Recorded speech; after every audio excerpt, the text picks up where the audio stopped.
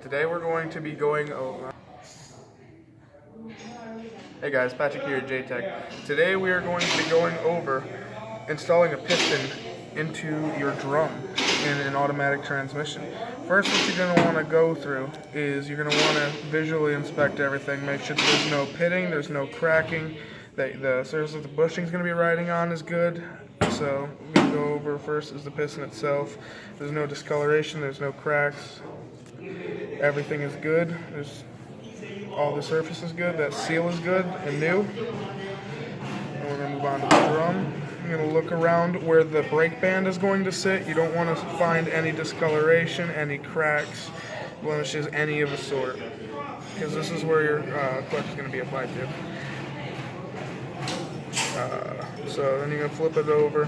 You're going to take a look around and make sure that there's no cracks, no divots, anything around here, and that the surface is clean right here. We do have a little divot right there and there. Those aren't anything too major to concern about. They will buff out. And down inside here, we are going to be looking for cracks through here, because this is especially where cracks like to form. Right here is where your C-clip is going to ride, holding in your clutches in here. So let's get into installing it. You can use a feeler gauge for this. We do have a specialty tool. It does make it a lot easier for this. So what you're going to do is you're going to look for the hole that goes all the way through right here. That's where your air is going to be applied to engage the piston. So what we're going to do is make sure that that's 180 to the hole inside of here. And it's hard to see, but if you look straight down in this way, there's that hole right there. So we want to make sure that the hole that goes straight through on this piston is 180 to that. So that's sitting right there. So we want this sitting right there.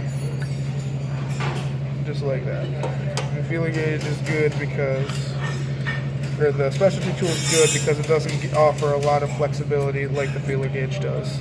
And what you're going to be doing is just working your way around here to try and get this fitted down inside of there. It's already moved down a good little bit, a little more right there. It's hanging up on this side, you can tell, because the side drops down a bit more, so we're going to want to work around that way to make sure that we get all the way around it and there's no resistance going around. A little bit right there. Make our way around. We're good there. Around the inside. And we're good. We're in, and it keeps spinning freely. So I hope that was helpful to you guys. See you guys in the next video. Peace.